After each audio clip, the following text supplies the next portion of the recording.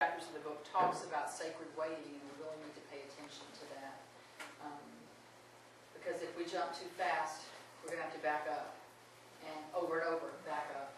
Or if you take the pregnancy image and think about that, things that are born too quickly, too early, what happens? They don't survive. So one way to help a congregation live into a new day and try new things is to say, we're going to explore this for a while, and then we'll see what it feels like. We'll talk about it together.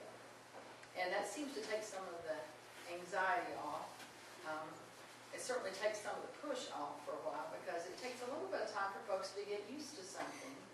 And then once they get used to it, then, you don't have to have the Apostles' Creed as the only affirmation of faith you use every Sunday. Gee, imagine.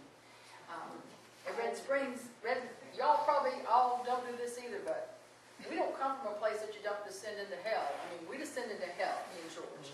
So our problem is that when we don't do too much with that now. When we have that affirmation of faith, me and George go, and everybody else passes us by. So there are all kinds of things that we have had to learn to just kind of live with and adapt. I'll give you one more example, and then we're going to move to the grace margin with this. But George and I were working with a congregation that we worked with for about 18 months, and we only got to go visit them every 3 months. And so we go down on a Friday evening, and they have dinner for us, and we do a catch-up piece where we're communicating with their balcony team in between, but they weren't very much communicating with us, and we were having to kind of pull things out. And we got down one Friday night thinking we were ready for the next day. We had our plan, we knew what we were doing, only to find out that the pastor had mortgaged the church, second mortgaged the church to buy a new church venue. This was a church? Yeah. This was a church that was already in a survival mode, feeling really frustrated that the community around them was changing so much, and that they weren't as good as First Church. I mean, this is all we've heard. And it's a church of a lot of prominent people at the university there, people who are the head of PR for the hospital. I mean, these people, quote, knew what they were doing. And when we found that out, we went back to our motel room that night, and we both went, what are we going to do? I mean, where are we going to go tomorrow? I mean, how do we going to start over? What do we say? You don't want to criticize the pastor. You want to ask questions. What is all this about? How do you get the money? What's going to happen? And that's when we came up with our first walk around for the next morning. And we did it in their old van and in their new van. There were enough people for both. And the old van leaked oil the entire time and ran hot. And it ended up being a good story. And it wasn't the focus of our walk around at all. But it helped us kind of, again, talk about there's a whole lot going on here that communication ain't getting there. And it wasn't something I ever want to live through again, but I guess we will over and over again. Keeping that survival anxiety up there is real hard for us pastors in some ways. We can either be like what George says, or we can be, when he was talking about his example, or the better part, most of us are going to try to cover up. We don't want people to know that there's a real major problem, because it all falls on us, or so we feel.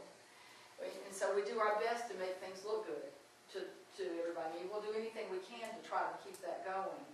And then we lose the opportunity for a new life. We really do lose it.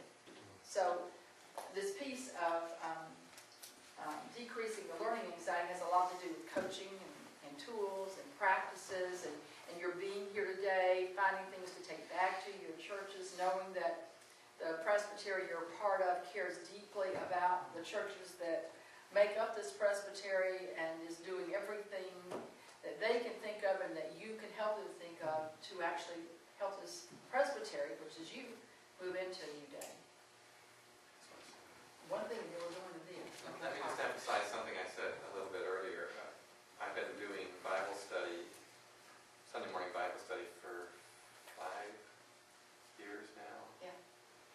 And anyway, I have a degree in biblical interpretation besides my seminary degree, and so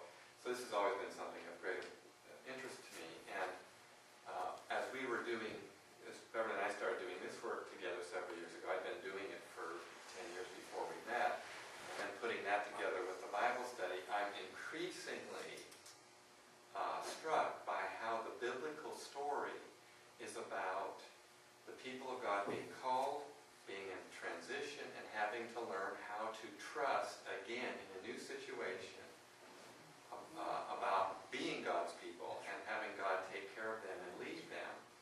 And to me, in the world that we are in now, and that denomination and a lot of old mainline denominations are in, to me some of the most profound, faithful biblical preaching is about this very issue. And so I encourage you pastors to start chewing on